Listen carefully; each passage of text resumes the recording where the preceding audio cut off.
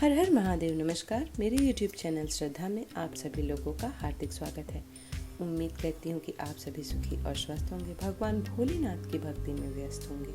भगवान भोलेनाथ की कृपा हम सभी पर हमेशा बनी रहे। तो आइए जानते हैं आज इस वीडियो के माध्यम से शिव महापुराण संहिता 2 के द्वितीय खंड के 16वें अध्याय के बारे में, जो कि बहुत ही महत्वपूर्ण अध्याय है।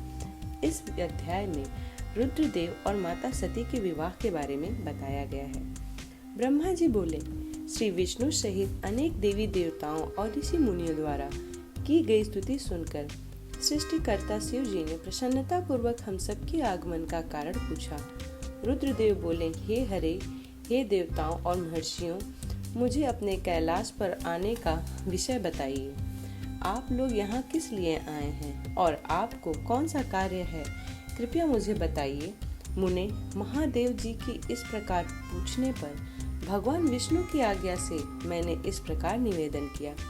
मैं बोला, हे देवाधिदेव महादेव, करुणा सागर, हम सब यहाँ आपकी सहायता मांगने के लिए आए हैं। भगवान, हम तीन होते हुए भी एक हैं। सृष्टि के चक्र को नियमित तथा सुचारू रूप से चलाने के लिए हम एक दूसरे के सहयोगी हैं। इस तरह कार्य करते हैं, हम एक दूसरे के सहायक हैं। हम तीनों परस्पर सहयोग के फलस्वरूप ही जगत के सभी कार्य संपन्न करते हैं। महेश्वर, कुछ असुरों का वध आपके द्वारा, कुछ असुरों का वध मेरे द्वारा तथा कुछ असुरों का वध श्री हरि द्वारा निश्चित है। हे प्रभु, कुछ असुरों आपके वीर्य द्वारा उत्पन्न पुत्रों के द्वारा नष्ट होंगे।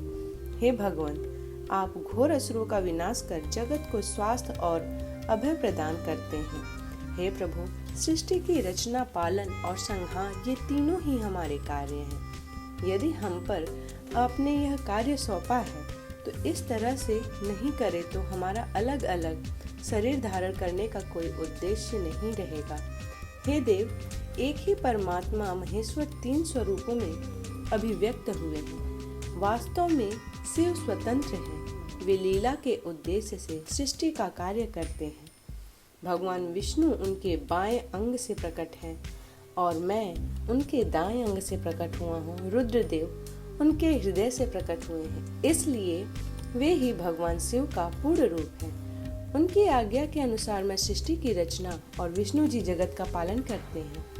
हम अपना कार्य करते हुए विवाह कर सप्तनिक हो गए हैं, अतः आप भी विश्व हित के लिए परम सुंदरी को पत्नी के रूप में ग्रहण करें। हे महेश्वर, पूर्व काल में आपने शिव रूप में एक ही बात कही थी। आपने कहा था कि मेरा एक अवतार तुम्हारे ललाट से होगा, जिसे रुद्र नाम से जाना जाएगा। तुम ब्रह्मा सृष्टिकर्ता कहाओगे, भगवान विष्णु जगत के पालन करेंगे। मैं सगुण रुद्र रूप संहार करने वाला होऊंगा। एक स्त्री के साथ विवाह करके लोक के कार्यों की सिद्धि करूंगा। हे महादेव, अब अपनी बात को पूरा कीजिए। हे प्रभु, आपके बिना हम दोनों अपना कार्य करने में समर्थ नहीं हैं। अतः प्रभु, आप ऐसे स्त्री को पत्नी के रूप में धारण करें जो कि लोक हित के कार्य कर सके। भगवान, जिस प्रकार माँ लक्ष्मी, विष्णु और सरस्वती मेरी सहधर्मिणी हैं, उसी प्रकार आप भी अपनी जीवन साथी को स्वीकार कीजिए। मेरी यह बात सुनकर महादेव जी मुस्कुराने लगे और हमसे इस प्रकार बोले। उन्होंने कहा, हे ब्रह्मा, हे विष्णु, तुम मुझे सदा से अत्यंत प्रिय हो। तुम समस्त देवताओं में श्रेष्ठ तथा त्रिलोक के स्वामी हो, परंतु मेरे लिए विवाह करना उचित नहीं है। मैं सदैव तपस्या में लीन रहता हूँ, इस संसार में सदा विरक्त रहता हूँ। मैं तो एक योगी हूँ जो सदैव निवृत्त के मार्ग पर चलता है। घर गृहस्थी से भला मेरा क्या काम। मैं तो सदैव आत्म रूप हूँ जो माया से दूर है, जिसका शरीर अवधूत है, जो ज्ञानी, आत्मा को जानने वाला और कामना में शून्य हो, भोगों से दूर रहता है, जो अविकारी है। भला उसे संसार में स्त्री से क्या प्रयोजन है। मैं तो योग करते समय ही आनंद का अनुभव करता हूँ। जो मनुष्य ज्ञान से रहित है, वे ही भोग अधिक महत्व देते हैं। विवाह एक बहुत बड़ा बंधन है, इसलिए मैं विवाह के बंधनों में नहीं बंधना चाहता।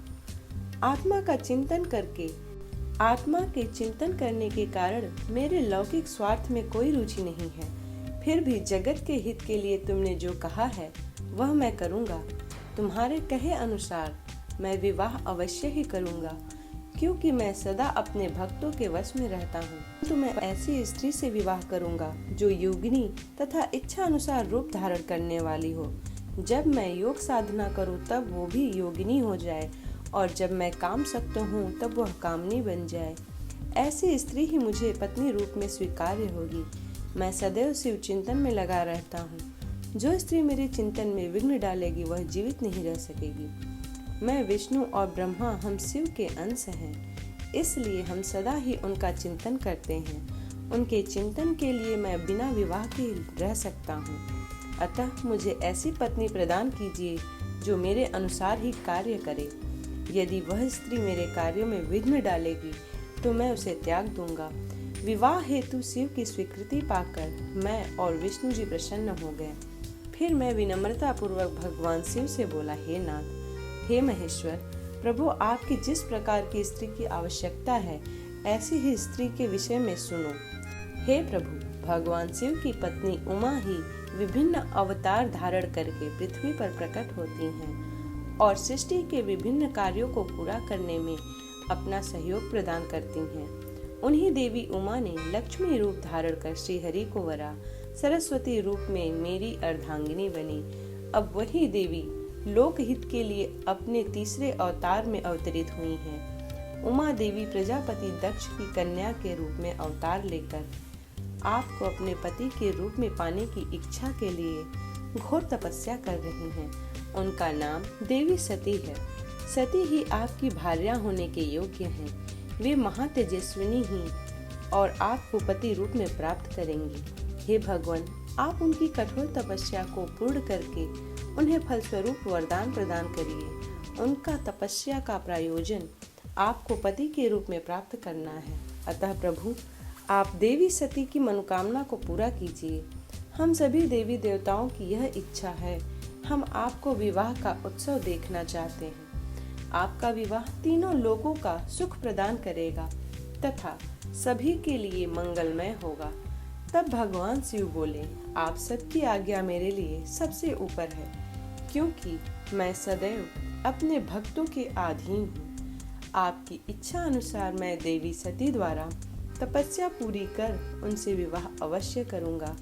भगवान शिव के ये वचन सुनकर हम सभी बहुत प्रसन्न हुए और उनसे आज्ञा लेकर अपने अपने धाम को चले गए। इस प्रकार शिव महापुराण संहिता 2 के द्वितीय खंड का 16वां अध्याय समाप्त होता है। अब 17वें अध्याय में माता सती को शिव से वर की प्राप्ति के बारे में बताया गया है। ब्रह्मा जी कहते हैं, हे नारद, सती ने अश्विनी मास के शुक्ल पक्ष की अष्टमी को उपवास किया। नंदा व्रत के पूर्ण होने पर जब वे भगवान शिव के ध्यान में मग्न थी तो भगवान शिव ने उन्हें प्रत्यक्ष दर्शन दिए। भगवान शिव का रूप अत्यंत मनोहारी था। उनके 5 मुख थे। प्रत्येक मुख में 3 नेत्र थे। मस्तक पर चंद्रमा शोभित था। उनके कंठ में नील चिन्ह था। उनके हाथ में त्रिशूल, ब्रह्म का पाल, वर तथा अभय था। उन्होंने पूरे शरीर पर भस्म लगा रखी थी। गंगा जी उनके मस्तक पे शोभा बढ़ा रही थी। उनका मुख करोड़ों चंद्रमाओं के समान प्रकाशमान था।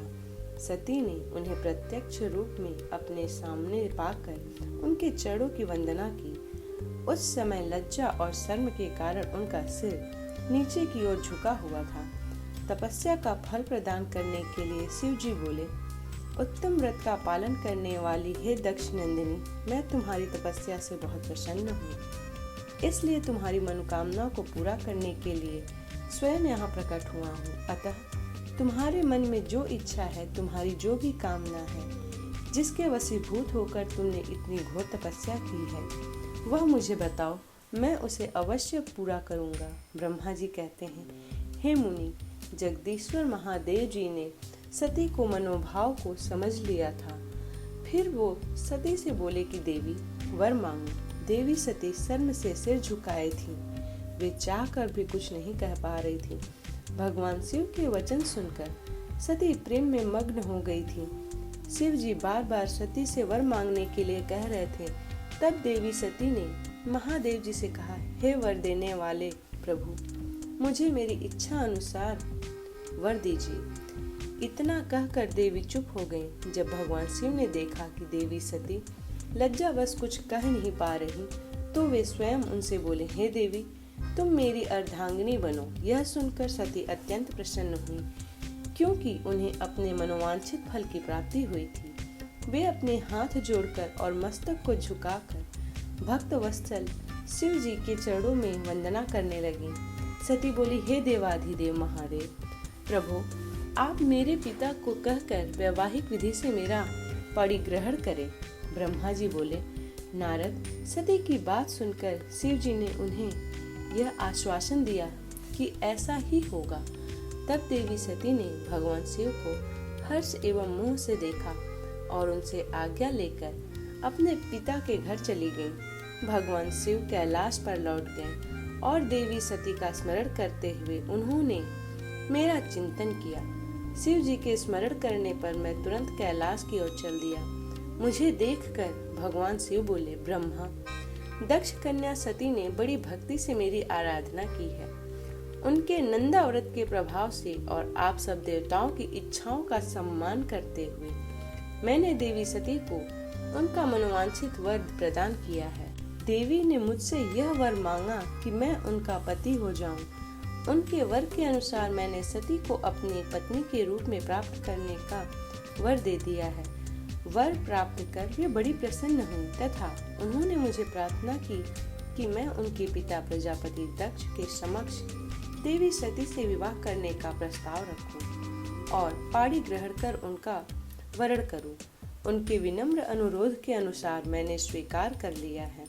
इसलिए मैंने आपको यहाँ बुलाया है कि आप प्रजापति दक्ष के घर जाकर उनसे देवी सती का कन्यादान मुझसे करने का अनुरोध करें। भगवान शिव की आज्ञा से मैं बहुत प्रसन्न हुआ और मैंने उनसे कहा, भगवान, मैं धन्य हो गया जो आपने हम सभी देवताओं के अनुरोध को स्वीकार कर देवी सती को अपनी पत्नी बनाना स्वीकार करने और इस कार्य को पूरा करने के लिए मुझे चुना।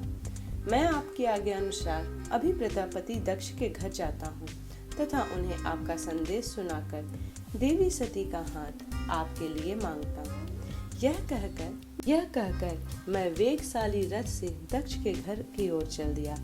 नारद जी ने पूछा, हे पितामह, पहले आप मुझे यह बताइए कि देवी सती के घर लौटने पर क्या हुआ? दक्ष ने उनसे क्या कहा और क्या किया? ब्रह्मा जी नारद जी के प्रश्नों का उत्तर देते हुए बोले, जब देवी सती तपस्या पूर्ण होने पर अपनी इच्छा के अनुरूप भगवान शिव से वर पाकर अपने घर लौटी तो उन्होंने श्रद्धा पूर्वक अपने माता पिता को प्रणाम किया। उन्होंने अपनी सहेली द्वारा अपने माता पिता को यह सूचना दी कि उन्होंने भगवान शिव से वरदान की प्राप्ति की है। वे सती की तपस्या से बहुत प्रसन्न हुए हैं और उन्हें अपनी पत्नी के रूप में प्राप्त करना चाहते हैं। यह सुनकर प्रजापति दक्ष और उनकी पत्नी बहुत प्रसन्न हुए। उन्होंने आनंदित होकर बड़े उत्सव का आयोजन किया। उन्होंने ब्राह्मणों को भोजन कराया और उन्हें दक्षिणा दी। उन्होंने गरीबों और दीनों को दान दिया। कुछ समय बीतने पर प्रजापति दक्ष को पुनः चिंता होने लगी कि वे अपनी पुत्री का विवाह भगवान शिव से कैसे करें, क्योंकि वे अब तो मेरे पास सती का हाथ मांगने नहीं आए। इस प्रकार प्रजापति दक्ष चिंतन में थे, लेकिन उन्हें ऐसी चिंता ज्यादा दिनों तक नहीं करनी पड़ी। भगवान शिव तो कृपा के सागर और करुणा के खान हैं, तब वह कैसे चिंतित रह सकते हैं जिसकी पुत्री ने तप द्वारा शिव जी का वरण किया हो। जब मैं सरस्वती सहित उनके घर उपस्थित हो गया, तब मुझे देखकर उन्होंने प्रणाम किया और बैठने के लिए आसन दिया। तत्पश्चात दक्ष ने मेरे आने का कारण पूछा। मैंने अपने आने का प्रयोजन बताते हुए कहा, हे प्रजापति दक्ष, मैं भगवान शिव की आज्ञा से आपके घर आया हूँ। मैं देवी सती के हाथ महादेव जी के लिए मांगने आया हूँ। सती ने उत्तम आराधना करके भगवान शिव को प्रसन्न कर उन्हें अपने पति के रूप में प्राप्त करने का वर प्राप्त किया है। अतः तुम शीघ्र ही सती का पाणी ग्रहण शिव जी के साथ करा दो। नारद, मेरी यह बात सुनकर दक्ष बहुत प्रसन्न हुए। उन्होंने हर्षित मन से इस विवाह के लिए अपनी स्वीकृति दे दी। तब मैं प्रसन्न मन से कैलाश पर्वत पर चल दिया। वहां भगवान शिव मेरी उत्सुकता से प्रतीक्षा कर रहे थे। वहीं दूसरी ओर प्रजापति दक्ष, उनकी पत्नी और पुत्री सती विवाह प्रस्ताव आने पर हर्ष से विभोर हो रहे थे। इस प्रकार शिव महापुराण संहिता 2 के द्वितीय खंड का 17वां अध्याय समाप्त होता है। उम्मीद करती हूँ कि आज की यह वीडियो आप लोगों को पसंद आई हो। वीडियो पसंद आई हो तो वीडियो को लाइक करें, चैनल को सब्सक्राइब करें। इसी प्रकार की वीडियोस को प्राप्त करने के लिए चैनल को सब्सक्राइब करना ना भूलें। मिलते हैं अगले अध्याय में, तब तक के लिए हर हर महादेव।